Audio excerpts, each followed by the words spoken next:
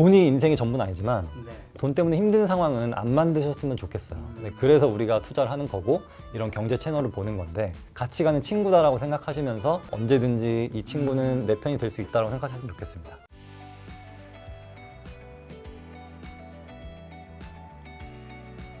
그럼 과거와 지금 좀 비교했을 때 돈이 없던 시절에 가장 힘든 건 뭐였다고 생각하세요? 뭔가 먹을 때 메뉴판을 열심히 봐야 됐다는 뭐 어떤 가성비가 가장 좋은가. 가격표를 봐야죠. 네. 그래서 저는 편의점을 가도 네. 그 작은 컵라면이 있고 큰 컵라면 있잖아요. 네. 근데 가격 차이가 얼마 안 나요. 야, 이거면은 큰 컵라면을 먹어야 돼. 이런 걸 계산하는 것 자체가 되게 좀 피곤했어요. 작은 컵라면에 삼각김밥이 가성비 좋은 건지. 아무튼 그걸 되게 많이 계산했는데 그런 계산을 이제는 좀 안 하게 되더라고요. 저 옛날 생각나네요. 지금 먹는 거 얘기하셔서 저 서울 왔을 때 서울에 처음에 고시원 생활할 때 밥을 밖에서 먹을 일 있잖아요, 주말에. 그때 이제 점심을 먹는데 그럼 저녁을 또 사 먹어야 되잖아요. 그러면 돈이 아깝잖아요. 돈도 많지도 않고. 점심 때 밥을 한 공기 더 시키는 거예요. 점심과 저녁을 함께 왜냐면 반찬 리필이 되니까. 자, 그럼 좀 경제적 자유를 이룬 이후에 좀 시간은 어떻게 달라지신 것 같으세요? 시간은 생각보다 똑같아요. 제가 게으른 것 자체를 싫어하기 때문에 원래 4시 반에 일어났거든요. 지금도 4시 반에 일어나고 있고 제가 회사를 그만두지 못한 이유가 제가 육아휴직을 잠깐 했는데 그때 기상시간이 7시로 바뀌더라고요. 저도 모르게. 그래서 제 뺨을 막 때렸습니다. 너 이렇게 살면 안 돼. 4시 반에 일어나던 걸 10년 넘게 했는데 육아휴직 한다고 지금 7시에 일어나 하면서 너무 죄책감이 느꼈어요. 그리고 제 아내도 그런 모습에 좀 놀랐대요. 아니 어떻게 이렇게 법 없이도 루틴 잘 지킬 것 같은 사람이 뭐 몇 달 만에 이렇게 좀 게을러질 수 있느냐. 그만큼 환경이 중요한 거죠. 맞아요. 예, 그래서 시간은 되게 빠듯하게 살려고 하고 있어요. 그러면 이제 아까 인간관계도 얘기 많이 여쭤보긴 했지만 만나는 사람은 과거랑 비교해서 뭐 사회적인 지위나 이런 건 내려놓고요. 내면적으로 좀 어떻게 좀 다른 것 같으세요? 만나는 사람들은. 만나면 좀 다른 느낌들이 좀 있잖아요. 저랑 원래 친했던 뭐 고등학교 친구들, 뭐 군대 친구들은 다 친하게 만나는데 사회에서 알게 된 친구들은 어떻게 한번 이 사람하고 좀 놀아볼까? 이런 마인드로 만났거든요. 근데 지금은 이 사람하고 뭔가 이렇게 좀 재밌는 걸 해볼까? 책을 같이 읽어볼까라든지 아니면은 뭐 부동산 임장을 같이 갈까라든지 뭔가 그런 생산적인 걸 조금씩은 더해서 만나는 것 같아요. 뭔가 긍정적인 쪽으로. 네. 그리고 또 최근에는 사업하신 분들 많이 만났거든요. 근데 그분들하고 얘기하니까 진짜 계속 너무 충격이었어요. 이 사업하는 세계는 너무 다르더라고요. 뭐 스타트업을 하고 뭐 정리를 하고 엑싯을 하고 막 이런 거 얘기를 들었는데 나는 지금 뭐 하는 걸까? 괜히 열등감이 또 생기더라고요. 네, 그래서 나도 사업해야 되나? 이런 생각 하다가 아니야, 나는 그냥 내가 하는 일 할 거야. 이렇게 또 마음을 잡고. 근데 대신에 배울 게 진짜 많은 것 같더라고요. 그럼 과거와 지금 여러 가지 측면에서 다 비교했을 때 가장 크게 바뀐 거 뭔 것 같으세요? 제가 40살이 돼서야 제가 좋아하는 일과 잘할 수 있는 일을 찾았거든요. 그게 가장 행복한 것 같아요. 그래서 저는 원래 저의 목표는 보상받는 땅을 사는 거였다면 지금의 목표는 좋은 드라마를 만드는 거거든요. 그래서 좋은 드라마를 만들기 위해서 준비 작업을 하고 있는데 어떻게 보면 되게 큰 목표가 딱 바뀐 것 같아요. 거기에 있어서 안 보던 드라마도 챙겨보게 되고 그 뭐 김은숙 작가님이나 뭐 박혜영 작가님이나 그런 작가님들은 어떤 생각을 하면서 살까 이런 궁금증도 생기면서 이렇게 큰 목표가 바뀌니까 저의 삶의 어떤 방향성도 틀어진 듯한 느낌이 들었습니다. 지금 부동산 투자보다 드라마 이런 대본 쓰는 이런 지필에 더 관심이 생겼다는 건가요? 네, 맞아요. 네, 그래서 부동산은 그냥 간간히 하고 있고요. 근데 그래서 간간히 하다 보니까 오히려 더 객관적으로 시장을 바라볼 수 있게 되더라고요. 오히려 너무 깊게 있으면은 좀 잘 못 보는데 좀 떨어져 있어 보니까 좀 더 클리어하게 보이는 것 같고 그러면서 동시에 드라마 작업하고 책 쓰고 하다 보니까 좀 더 제 소양도 좀 넓어지는 것 같고. 근데 그럼 이게 단순하게 생각하면 이제 지피라는 거는 근로소득 쪽인 거고 부동산 쪽은 이제 투자 쪽인 거잖아요.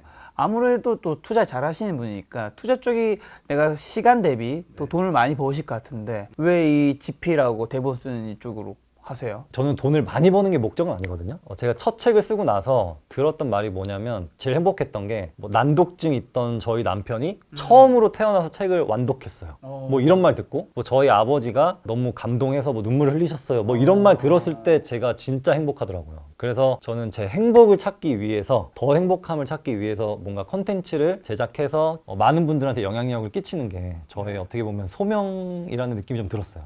그래서 부동산 투자는 같이 하긴 하는데 그래도 이쪽에 좀 더 시간을 많이 쏟고 있습니다. 그게 돈이 좀 덜 된다 하더라도 내 행복에는 더 중요한 것 같다. 네, 사실 작가라는 직업이 좀 배고픈 직업이거든요. 그렇죠. 네, 맞아요. 네, 근데 그럼에도 불구하고 어떤 좋은 영향력을 발휘할 수 있는 게 그게 매력인 것 같아요. 어떻게 보면 굉장히 좀 부러울 수 있는 게 많은 분들이 지금 본인이 좋아하는 거를 찾아서 이제 글로 더 가려고 하시는데 경제적으로 또 어느 정도 궁핍하다면 그게 자유롭게 또 가긴 힘들 텐데 또 경제적 자유는 어느 정도 또 마련해 놓으셨으니까 일로 가는 길도 좀 자유로울 수 있다라는 거. 맞아요. 그래서 제가 뭔가 저도 글을 열심히 써보고 싶어요 라고 말하는 친구들한테는 너한테 경제적인 뭔가 베이스가 있어야 된다라고 말해요.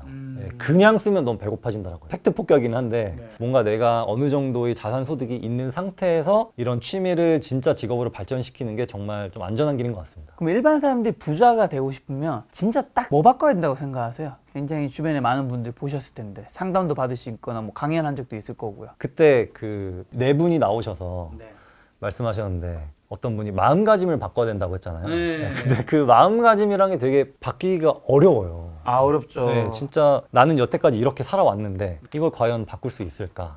근데 그 바꿈에는 가장 큰 영향을 발휘하는 건 저는 책이라고 봅니다. 네, 가장 진부하지만 빌 게이츠가 막 책을 휴가 가서 막 10권씩 읽는다고 하잖아요.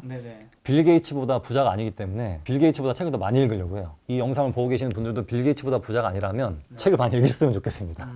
아무래도 성공한 사람을 직접 만나는 게 가장 좋긴 하지만 그럴 수 없다면 내가 손쉽게 그 방법을 얻을 수 있는 거는 책이라는 수단이 있다. 그 말씀을 하고 싶으신 거겠죠. 또 책에서 그럼 얘기 좀 몇 개만 여쭤보면 돈 버는 방법은 너무나 다양한데 아까 말한 철거부터 하고 기반 공사를 해야 하는데 강수야 우리 이제 40이야 그러기엔 좀 늦은 것 같지 않냐? 미안한데 영철아 다들 핑곗거리를 하나씩 만들어 늦었다 나이가 많다 시간이 없다 바쁘다 몸이 아프다 등등 그런 핑곗거리들 말이야 약간 기분이 나쁘다 핑계가 아니라 진짜로 늦었다고 생각하기 때문이다. 두 명의 이제 대화가 있는데 아무래도 뭐 부자가 되고 싶거나 성공하실 분들 근데도 핑계를 많이 대시는 분들이 있단 말이죠. 이 문장에서는 어떤 얘기를 하고 싶으신 거예요? 제가 어렸을 때 저희 할아버지를 보면은 그때 할아버지가 환갑이었는데 진짜 할아버지였어요. 말 그대로 할아버지. 근데 지금 저희 아버지가 70인데 그때 할아버지와 지금의 아버지는 다르거든요. 제가 봤을 때는 노년기는 80세부터 그리고 중년기가 한 70대 그리고 20대부터 60대는 저는 한 청년기라고 봐요. 그래서 저는 얼마든지 할 수 있다고 봅니다. 잘 아시는 어떤 투자자분이 70대 할머니인데 아직도 땅 보러 임장을 다니세요.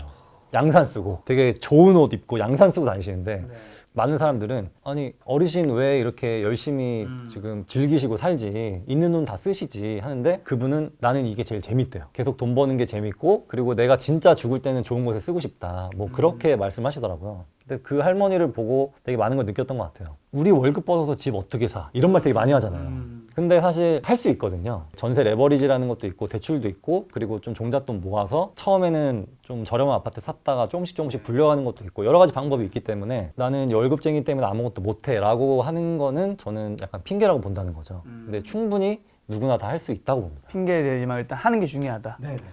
자, 책의 마지막 문장인데 부자가 되는 것은 서울대를 가는 것보다 쉬워. 덧붙이면 아저씨는 지방대 출신이야. 그렇지만 우리 회사에는 서울대 출신의 직원들이 근무하고 있지. 네, 정말요? 부자가 되는 게 서울대 가는 것보다 더 쉽다고요? 서울대는 정원이 정해져 있어. 그 정해진 인원수를 두고 한국의 영재들이 경쟁을 해. 하지만 부자가 되는 것에는 경쟁이 없어. 부자가 되는 것에는 경쟁이 없다. 그렇네요. 정원이 정해져 있지 않으니까요. 부자들이 가난한 사람들이 돈을 빼앗아서 부자가 되었다고 많이들 생각하지만 사실 전혀 상관없어. 돈의 양 또한 정해져 있지 않기 때문이지. 그런 가난한 사람도 얼마든지 부자가 될 수 있다는 뜻이겠네요 라고 하시던데 부자가 되는 게 정말 서울대 가는 것보다 쉬운 건가요? 제가 알기로 서울대 흔히 말하는 명문대 스카이 입학 정원 비율이 1.5% 정도 되거든요. 1.5%를 그냥 순자산 자산 비율로 쳤을 때는 상위 1%가 한 29억, 30억 정도 되죠. 먼저 30억을 버는 게 서울대 가는 것보다 쉽다. 훨씬 쉬운 것 같아요. 훨씬. 네, 저는 서울대 일단 죽어도 못 갈 것 같거든요. 그건 저도 마찬가지입니다, 여러분. 다시 깨어나도. 왜 쉽냐면 일단 서울대는 날고 긴다는 사람들이 가는데 우리가 주변에 단 한 점 모았다는 사람들 보면은 제가? 그런 경우 있죠. 있죠. 네네. 네. 제가 뭐 고깃집 하나 분명 하고 있었는데 어느새 5개 하고 있네? 막 이런 경우가 꽤 있어요. 그 사람이 역량이 뛰어나서가 아니라 장사를 할 때 손님이 원하는 것보다 더 주려고 했기 때문에 성공한 거거든요. 뭔가 내가 부동산을 뭐 주식이든 할 때도 일단 미래의 가치보다 지금의 가치가 저렴하게만 하면 되는 거거든요. 그런 기본적인 지식만 있다 보면은 저는 얼마든지 부자가 될 수 있다고 봐요. 자, 그럼 작가님 자산이 하루아침에 좀 다 증발한다면 내일부터 좀 뭐 할 것 같으세요? 일단 울 것 같아요. 너무 너무 슬플 것 같은데 네. 일단 아르바이트를 일단 여러 개 해볼 것 같아요. 왜냐면은 제가 롯데리아에서 처음에 아르바이트를 최저시급 1,400원 받고 했었거든요. 고등학교 졸업하고니까 한 20년 전 아무튼 그때인데 그때 제가 롯데리아를 하면서 느낀 게 이거 내가 해도 더 잘할 수 있을 것 같아 이런 느낌이었어요. 그 마트에서 배달을 한 적도 있어요. 근데 마트를 하다 보니까 어떤 시스템을 알겠더라고요. 뭐 과일이 들어와서 얼마에 팔고 근데 그 마진이 꽤 괜찮은 거예요. 과일 장사를 한번 해볼까? 근데 그냥 생각만 하고 안 했어요. 만약에 제가 지금 다시 한다면 제가 뭐 커피숍이든 어디든 이렇게 좀 뭔가 일을 배워서 제 사업을 한번 이렇게 만들어 가볼 것 같아요. 그게 오히려 투자보다 오히려 종잣돈이 좀 더 적게 필요하고 그리고 돈 버는 속도도 사업 속도가 좀 더 빠르기 때문에 사업을 좀 이렇게 해보지 않을까 싶습니다. 작가님이 부자가 된 거는 투자 소득인데 왜 사업 소득에 관심을 가지는 거죠? 보니까 사업하는 사람들이 더 빨리 벌더라고요. 근데 더 빨리 망하기도 하는데 잘 된 사람들은 더 훨씬 빨리 벌더라고요.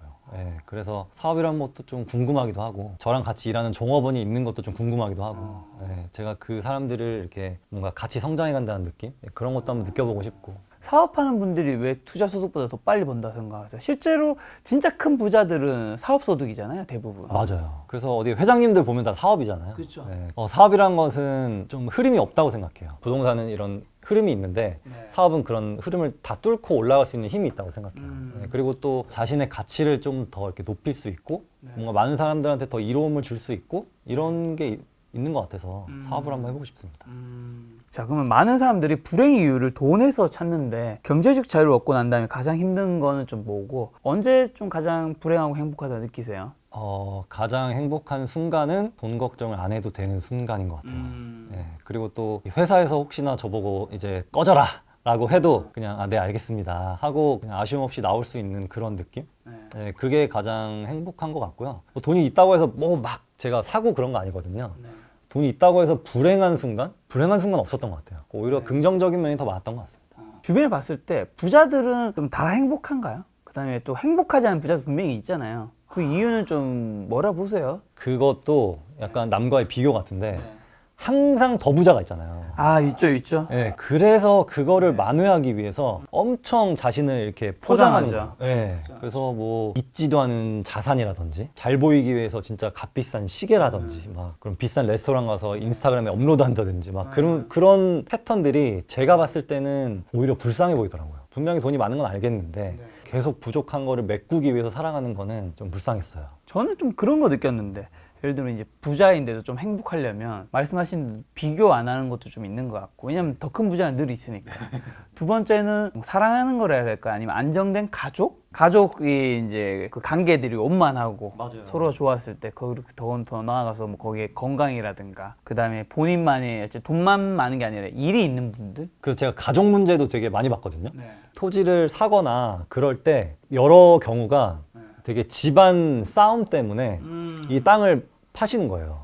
이게 땅이 있으면은 뭐 아버지 재산인데 누가 몇 프로 갖고 막 이런 게 문제가 많으니까 할아버지께서 이거 땅을 그냥 현금화 시키고 그냥 정확히 현금으로 딱 분배하시더라고요. 그분이 말씀하신 게 자식들 싸우는 거 진짜 제일 견디기 힘들다.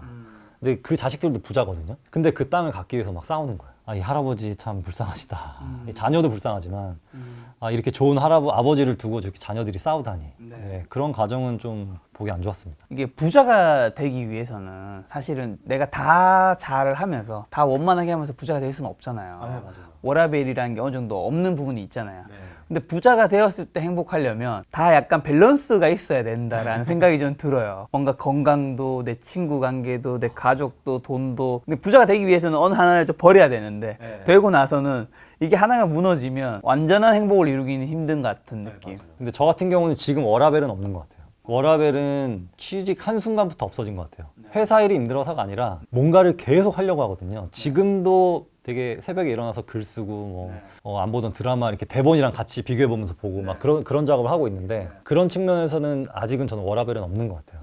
그래서 워라밸은 포기했다. 자, 그럼 부자를 넘어서 진짜 행복한 부자가 되려면 어떻게 해야 될까요? 많은 분들이. 일단 내려놔야 될 것 같아요. 저도 처음에는 돈을 쫓으려고 막 그렇게 했지만 어느 순간부터 부동산 투자를 하면서 아 이거는 뭐 얼마가 되겠다가 아니라 본질을 좀 더 보려고 했거든요. 투자를 할 때 너무 수익률을 하지 않으려고 했어요. 처음에는 계속 수익률만 따졌는데 어느 순간부터 수익률을 안 따지니까 더 오히려 수익률이 좋더라고요.